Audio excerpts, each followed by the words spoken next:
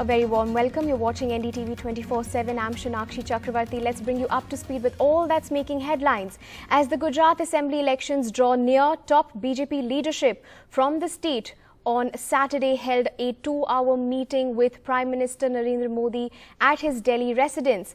Taking a swipe at the ruling party, the Delhi Chief Minister and Aam Aadmi Party convener Arvind Kejriwal asked if the BJP will dissolve the Gujarat Legislative Assembly next week for the announcement of elections in the state. He tweets, and I quote, "Is the BJP going to announce fresh elections in Gujarat after dissolving the Gujarat Assembly next week? Are they so scared of the Aam Aadmi Party?" He said in Hindi while he tweeted that. But meanwhile, listen in to what he had to say. Gujarat के अंदर BJP में काफ़ी ज़्यादा तनाव है। अभी तक तो फ्रेंडली मैच होता था कांग्रेस और बीजेपी के बीच में। इस बार आम आदमी पार्टी आई है तो वो चाहते हैं कि आम आदमी पार्टी को ज़्यादा समय नहीं मिलना चाहिए, इसीलिए वो जल्दी चुनाव कराने के मूड में है। और लोग बता रहे हैं कि सूत्र बता रहे हैं कि शायद हफ्ते 10 दिन के अंदर विधानसभा भंग करके वो चुनाव डिक्लेयर कर सकते हैं। A very confident Arvind Kejriwal of the Aam Aadmi Party says that he will win in Gujarat. Meanwhile, my colleague Akhilesh has all the details from the meeting. That's right. Arvind Kejriwal in fact tweeted that is it an attempt by the BJP to prepone the Gujarat Assembly elections which are due this year in November and December. But BJP sources are clearly denying this. They are saying that this meeting was basically about the administrative issues regarding Gujarat, because of course the elections are coming by the end of the year and Prime Minister himself is reviewing all the ongoing projects and schemes which are going there in Gujarat. And it was not, there was no discussion at all about advanced elections in Gujarat. Remember, Arvind Kejriwal did the same thing about Madhya Pradesh also. First said that BJP was going to change the minister of Madhya Pradesh, and also that it was going to advance the Madhya Pradesh Assembly elections, but of course it was denied by the BJP. So it's basically BJP thinks that it's a political ploy by Kejriwal, and this meeting nothing to do about advanced elections in Gujarat.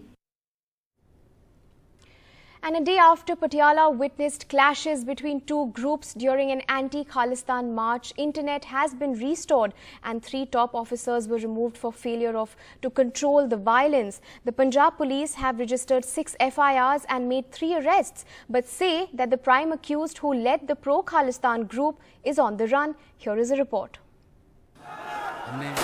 Unprecedented action by Punjab government after the clashes in Patiala, removing 3 top officers from their posts over their failure to control the violence. A day after the district witnessed clashes between 2 groups during an anti-Khalistan march.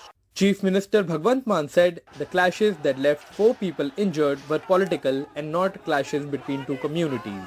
Punjab में ऐसी polarisation नहीं चलेगी, किसी घटिया राजनीति इनकी नहीं चलेगी।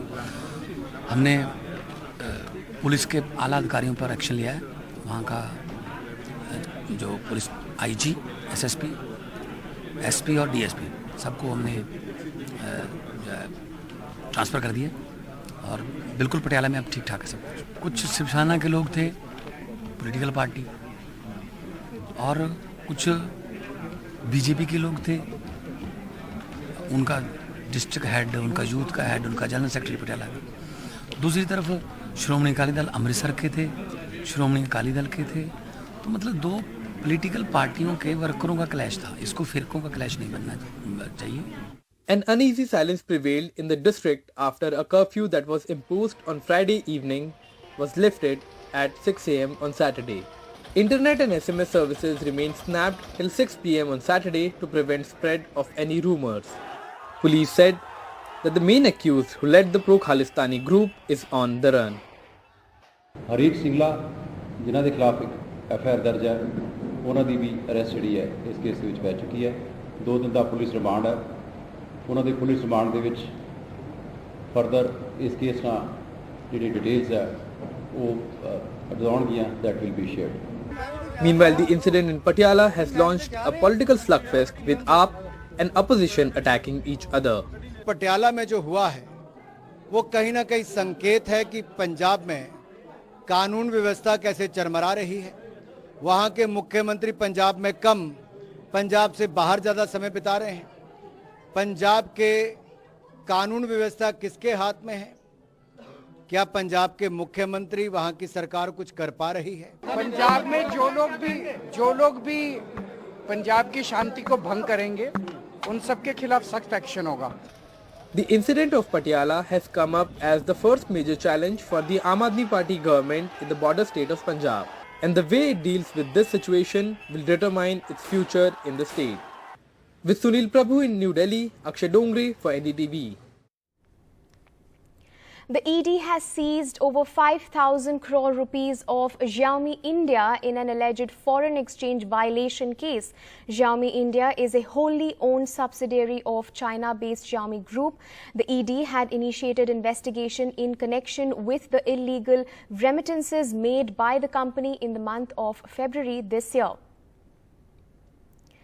And in fact, the company Xiaomi has come out with a statement on the ED action. I read and I quote, "All our operations firmly compliant with Indian laws. All our payments and statements are legit." They also say that they are committed to working closely with the government. A 7 crore rupees fixed deposit under actor Jacqueline Fernandez's name has been attached by the ED as part of its probe into the rupees 200 crore money laundering case in which alleged conman Sukesh Chandrasekhar is prime accused. The Enforcement Directorate has alleged that Chandrasekhar gave gifts worth over 5 crore rupees to the actor from the 200 crore he allegedly swindled off the family of former Ranbaxy promoters, according to sources.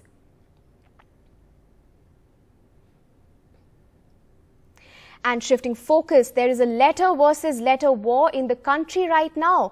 8 former judges, 97 former bureaucrats and 92 former armed forces officers have issued a rejoinder to another ex-bureaucrats group which reportedly and recently in fact expressed concern about politics of hate in an open letter to the Prime Minister.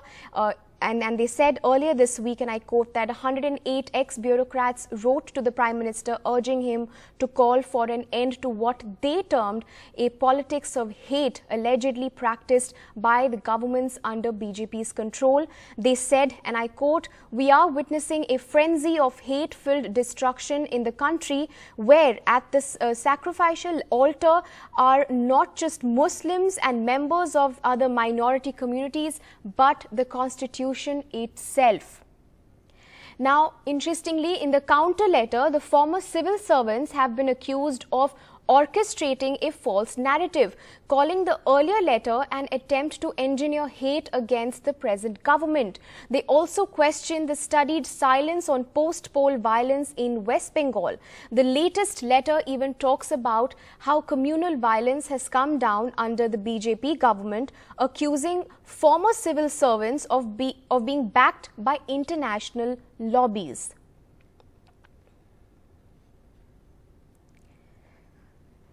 The Chief Justice of India, N.V. Ramana, on Saturday said that the Constitution provides separation of power among the 3 organs of the state and one should be mindful of the Lakshman Rekha while discharging their duty.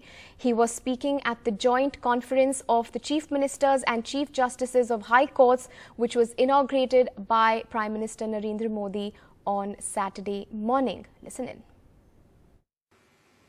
While discharging our duties, we all must be mindful of the Lakshmana Rekha. The judiciary would never come in the way of governance if it is in accordance with law.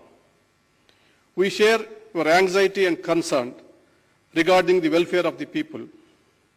However, at the head of the judiciary, Indian judiciary, I shall attempt to present a broader picture about the judiciary as a whole and highlight the issues that are affecting the system. And in fact, addressing this joint conference, Prime Minister Narendra Modi also said that local languages should be encouraged in courts. Listen in. तो एक तो legal terminology में कानून होता है, लेकिन उसके साथ एक और कानून का रूप भी रखा जाता है, जो लोक भाषा में होता है, सामान्य मानवी की भाषा में होता है, और दोनों मान्य होते हैं।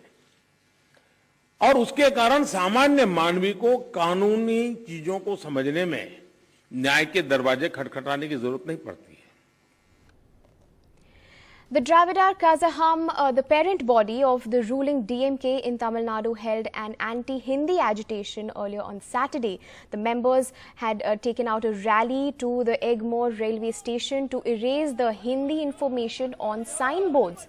Home Minister Amit Shah's recent suggestion to replace English with Hindi as the link language between states and the centre has touched a raw nerve. Even the state BJP is opposing Hindi imposition. My colleague Sam Daniel has more. Mr. Veeramani, the president of the Dravidar Kalagam, just before he launches his anti-Hindi agitation. Thank you very much sir, for your time. And why do you think Hindi cannot be a link language between states and the centre, as suggested by the Home Minister, Mr. Amit Shah? It is his wishful thinking. But for all practical purposes, English could not be replaced as a link language. If English is used, it is not only a link language for the India, but also for the whole world. And especially even those who come from Bihar and Uttar Pradesh, when they want to seek jobs here in Tamil Nadu, they always speak only in English, in few words. And Tamils never learn Hindi and speak through his servants. It is on the vice versa. Perception that Hindi is largely spoken across the country and that's why it's fine to have it as a link language. How do you see that argument? And that is not at all. Even our late lamented Anna quote a beautiful analogy. You have chosen peacock as your national bird. But crows are more. Right. If you point a few to the majority, then you will have to choose only crows, not peacock. By denying Hindi, are you also denying opportunity for youngsters in terms of jobs, in terms of higher studies? I am simply laughing it out because this was an earlier outdated argument. But you know, who are the people who are making an exodus to Tamil Nadu? The Bihari people, from Bengal people, from Rajasthan. So it is on the other way around. The Hindi people seeking their jobs in Tamil Nadu, in South India. So it is not the South Indians going and working as a worker, labor. Shifting focus to the deadly heat wave which is sweeping through vast parts of the country. This has only intensified on Saturday with the mercury crossing 45 degrees in several places. New records are being broken every day. Uttar Pradesh's Prayagraj has hit a record at 47 degrees. Gurugram meanwhile has touched 46.5 degrees Celsius. My colleague Divya with more details. April recorded the hottest temperatures as far as the northern and central part of the country is concerned. So the hottest April ever for those areas is the fourth hottest April for the country in 122 years. The month of March was the hottest ever. What's going to happen in the month of May? Well, the Met Office is saying that the temperatures will be above normal. However, rainfall activity, that's likely to be above the norm. 109% of the long period average is what they are predicting. However, there will be areas which might be rain deficit, which includes the northwest plates as well as the northeastern part of the country. But when we take into account some temporary relief that will come in from the 1st of May as far as the intensity of heat wave is concerned, and from the 2nd of May, some rainfall is expected towards the northern as well as central part of the country, and that's because the wind direction will change. Now, winds will start coming in from the easterly side, which will be moist in nature. But will the mercury hit the 50-degree mark? Let's find out from the Met Office. If you go by climatology says that temperature can cross 50 degrees Celsius. And there has been record earlier of 52.6 degrees Celsius in Rajasthan. Therefore, it is very easy because month of May is the hottest month. Therefore, you can expect. But I cannot say such type of forecast. Climatologically, I would say it is possible. Data is available up to 28th of April now. Yeah. From the data available on 28th April, it is the fourth highest. Country average temperature is the fourth highest. Right. And if I consider the homogeneous regions like Northwest India, Central India, Northeast India, and Peninsular India, Northwest India and Central India are the highest in 120 years.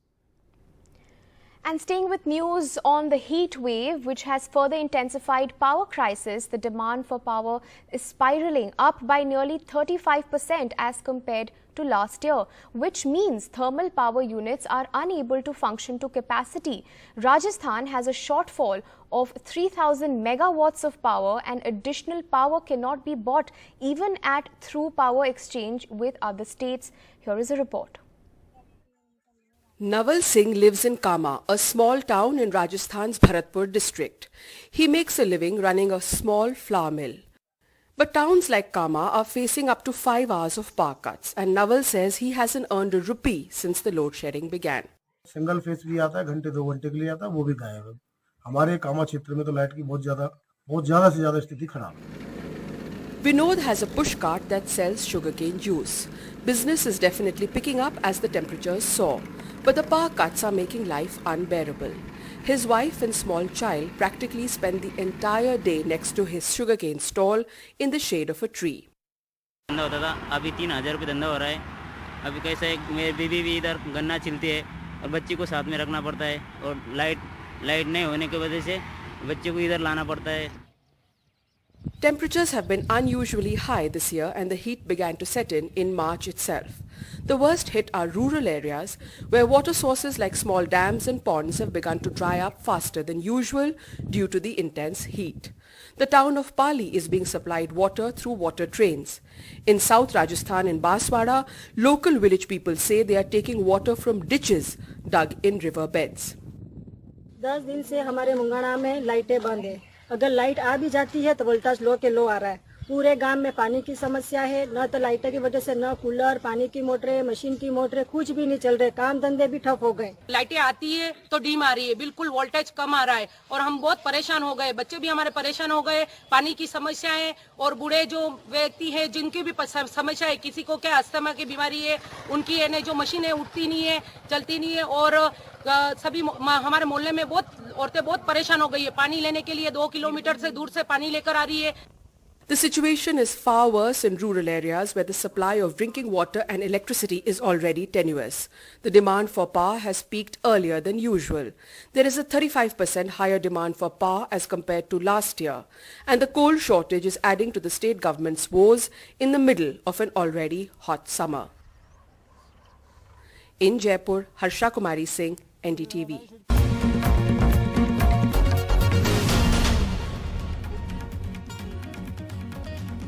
Welcome back. Actors like Kubra Seth, Tabu and Manoj Bajpayee have come together to voice the popular podcast The Sandman. Kubra Seth spoke to NDTV's Rohit Khilnani. Right, so since your death, tell the viewers who don't know this story, what is this character about? It's a very interesting name, You Are Death. So for me, I actually was saying that there could have been nobody else but me to play Death, because I have actually symbolized it quite well in my previous projects.